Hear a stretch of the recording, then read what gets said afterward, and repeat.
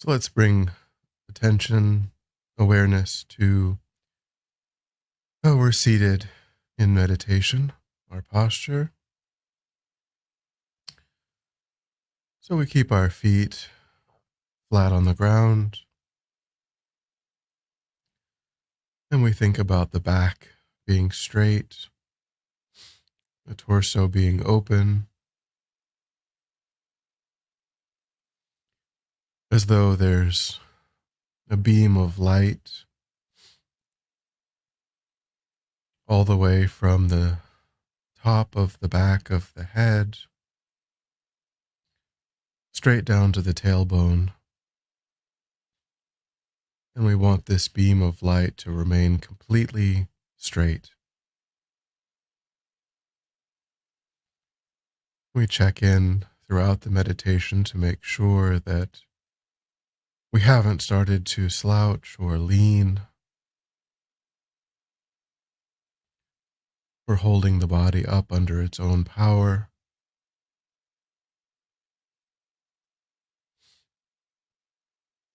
Keep our hands in the lap, right over left with the palms upturned and the thumbs forming a triangle up against the body.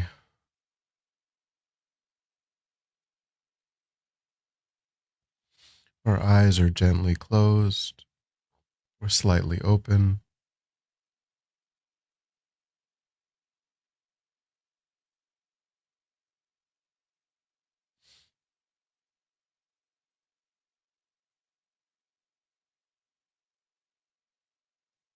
And then just look and see if you're holding unnecessary tension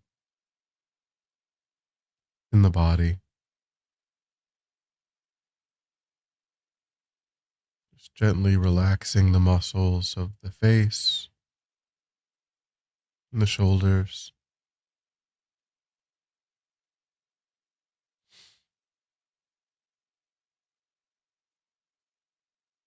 Allowing the body to settle.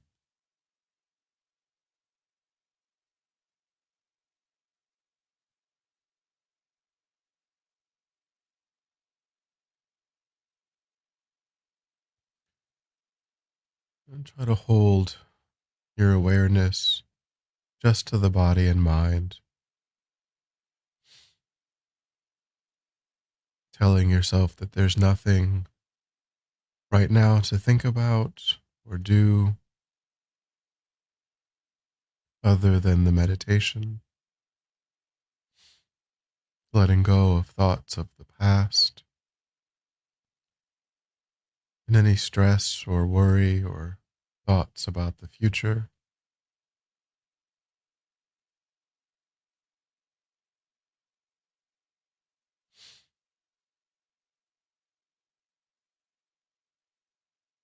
And not getting engaged with anything happening in the world around you.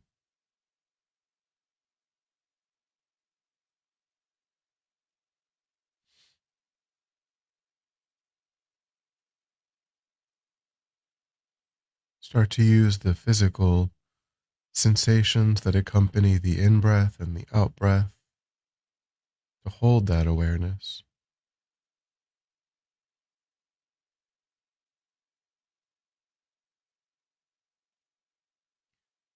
Breathing naturally and normally, but noticing whatever sensations arise in the area around the nostrils.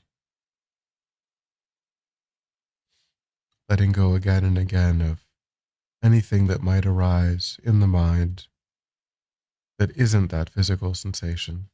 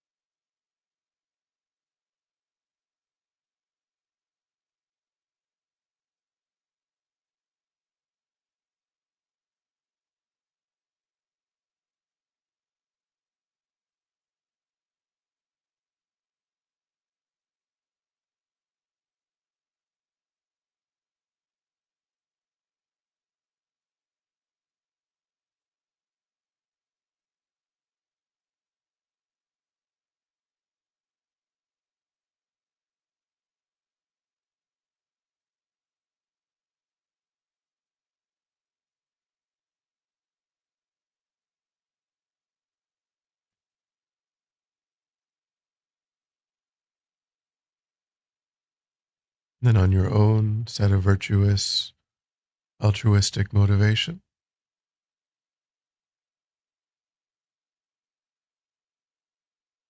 trying to see how all sentient beings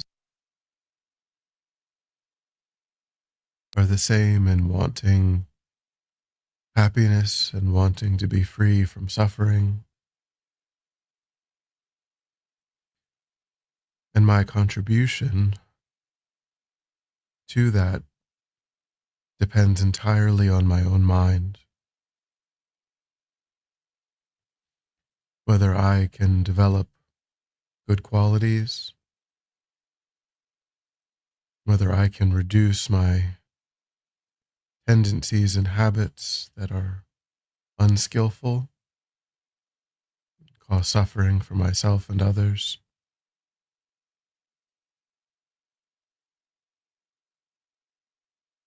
My ability to do those things directly relates to the way in which I can contribute to the happiness of others and their lack of suffering, even if it's only because I no longer become a problem for sentient beings by subduing my mind.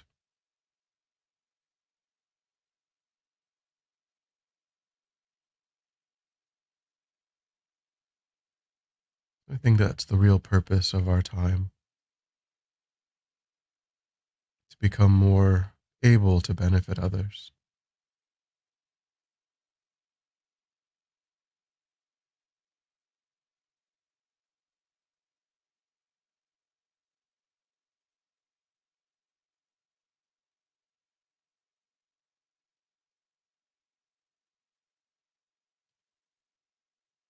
So then, normally, or often when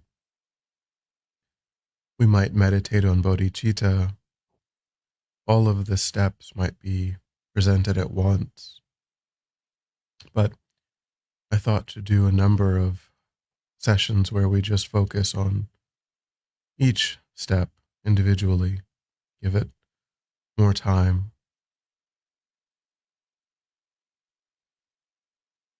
So, in the Lamrim, actually, before bodhicitta, the steps of bodhicitta are presented. They're based on equanimity, which is considered a prerequisite for bodhicitta.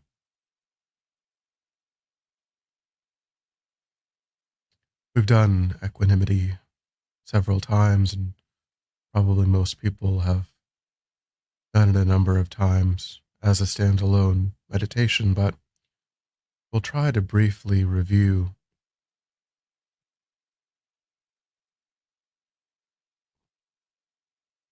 So imagine that there are three people in front of you: a close friend,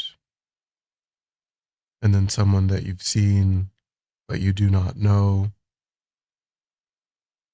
a stranger, and then someone that you find difficult or challenging.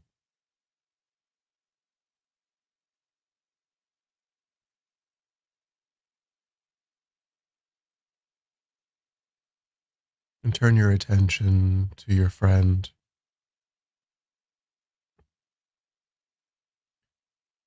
and try to think about the evolution of your knowing of this person. Did they start out as a stranger?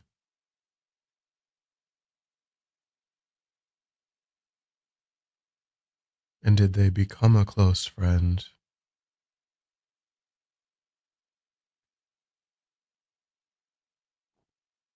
Do they have a habit of seeing things similarly to you? A habit of speaking more often than not kindly to you?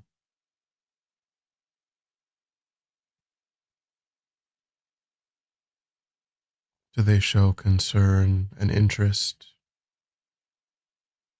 toward you?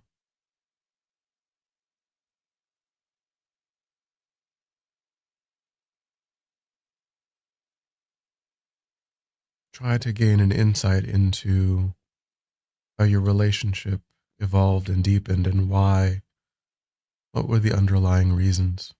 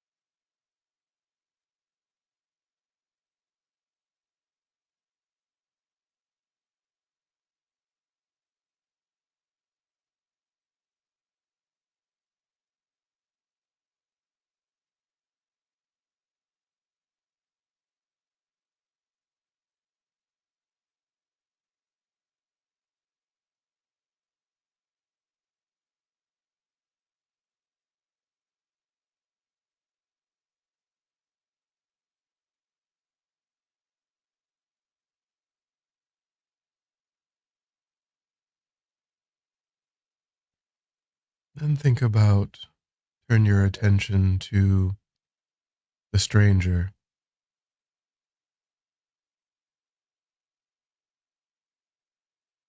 Notice if the mind feels different as you look at the stranger.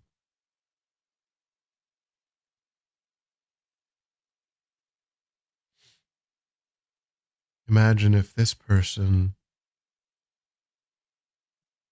was in front of you on the street, in a store, and they showed an interest. They said a kind thing. Would you have a conversation? Would you exchange numbers? Might you become friends?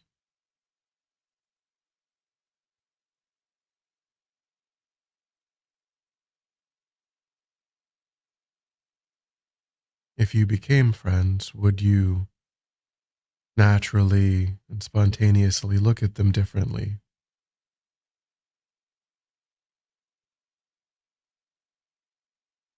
Would you be more willing to benefit them?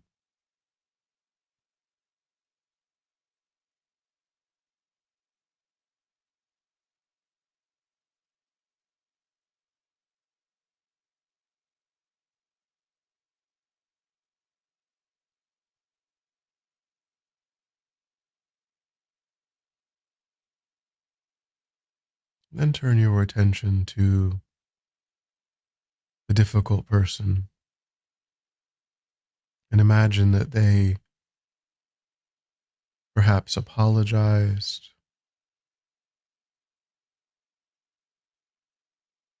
indicated that maybe they have acted in ways that you found challenging,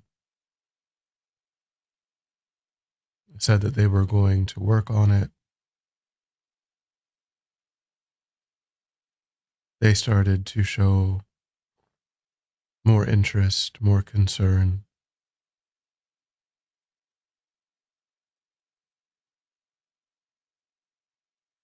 Would you be able to no longer regard them as a difficult person?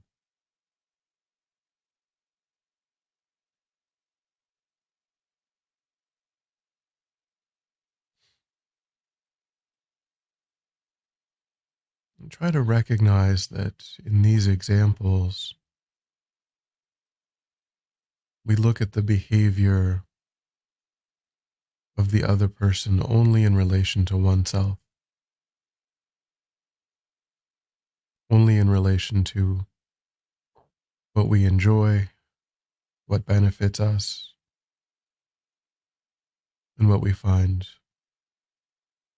aversive.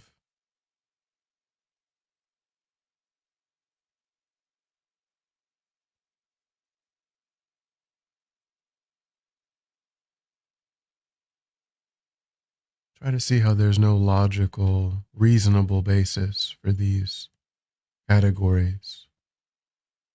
They're not stable and they're not based on anything meaningful.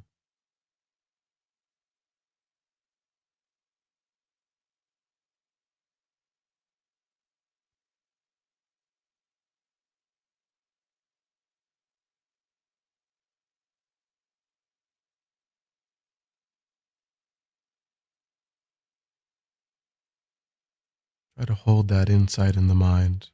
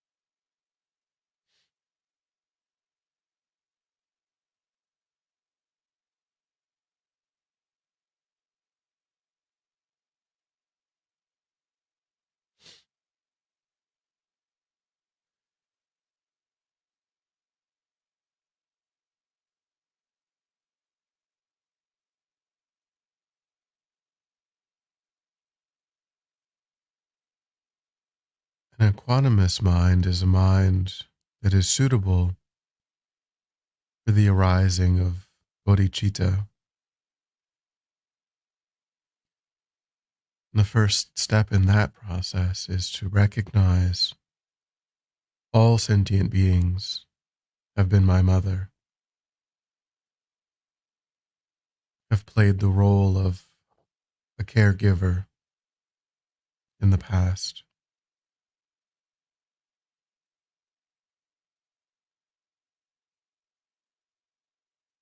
So we do this by recognizing that the present moment mind depends on the previous moment's mind.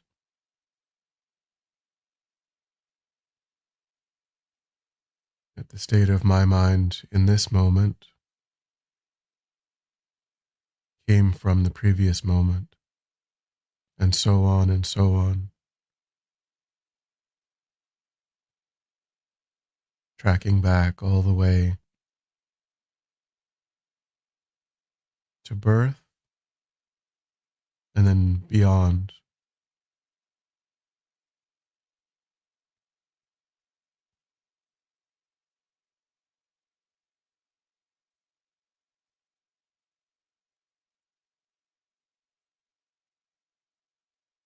The body and the mind are of different continua.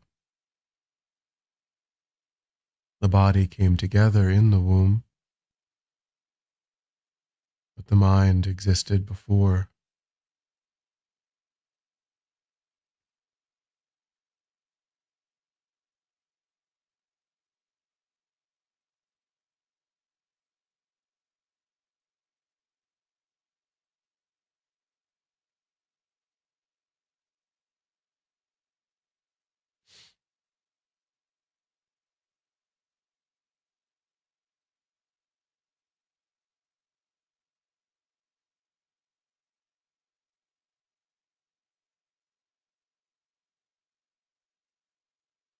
So, in this way, we can establish that the mind associated with this body is beginningless and therefore has had perhaps an infinite number of past lives.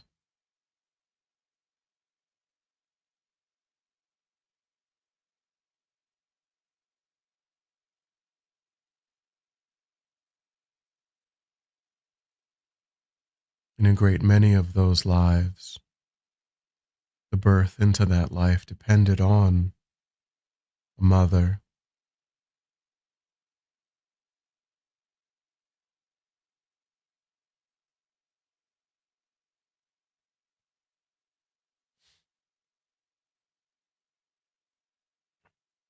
Rinpoche Rinpoche says that although sentient beings are countless, the number of sentient beings that exist is fewer than the number of mothers you have had. You have taken rebirth countless times in all different types of bodies, and the number of sentient beings you need to have been your mother is greater than the number of sentient beings in existence. Therefore, since the number of times you have taken rebirth and the number of mothers you have had is greater than the number of sentient beings, it means that every single sentient being has been your mother not just once, but countless times.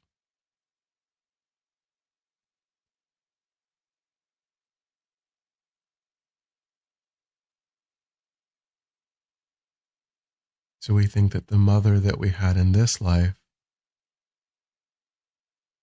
hasn't been our mother only in this life, but countless times in the past.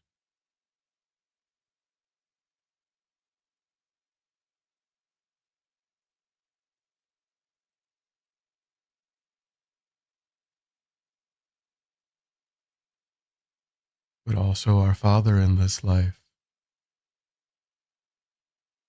has been both father and mother countless times in previous lives.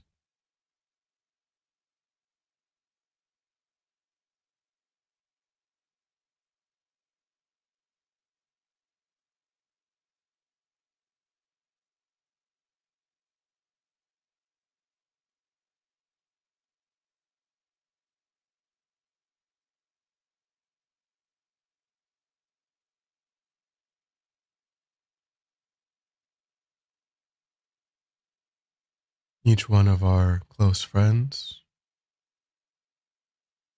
has also been that, played the role of the mother.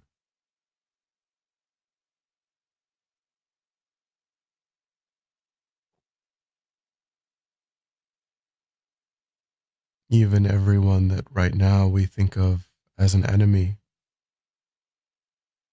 in countless past lives has played that role of the mother.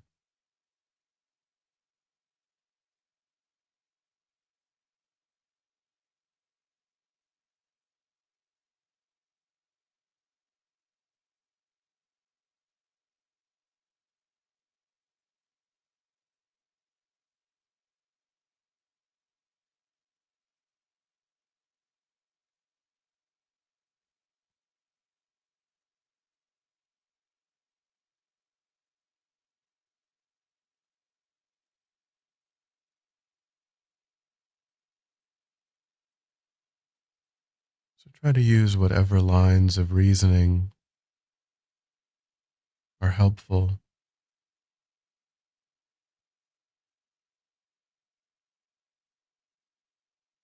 and see if you can give rise to some stable understanding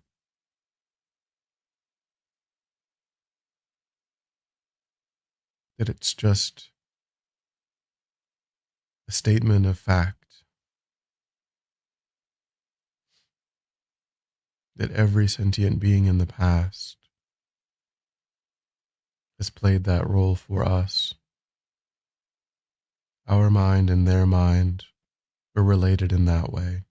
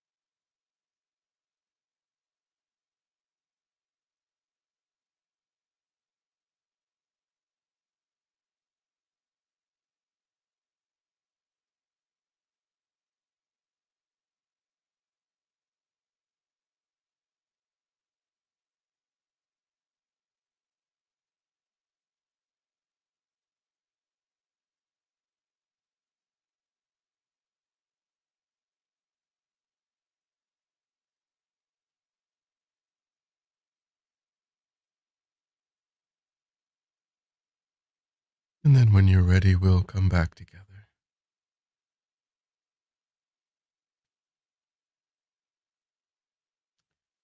And then we'll dedicate.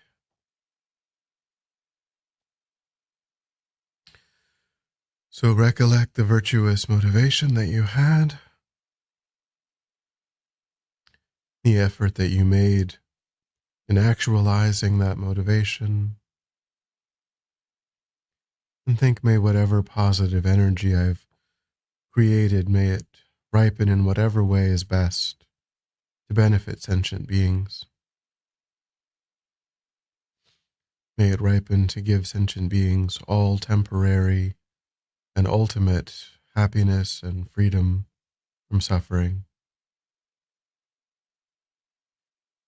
May it serve as a principal cause and condition for me to actually realize bodhicitta and, independence on that, also fully complete the path, achieve enlightenment for the benefit of all sentient beings without exception.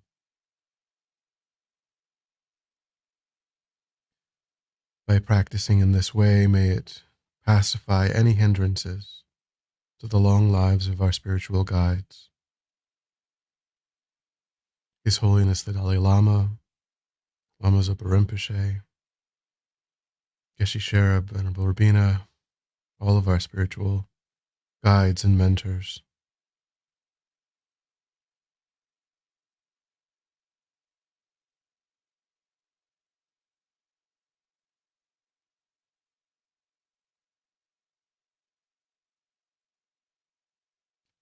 Thank you.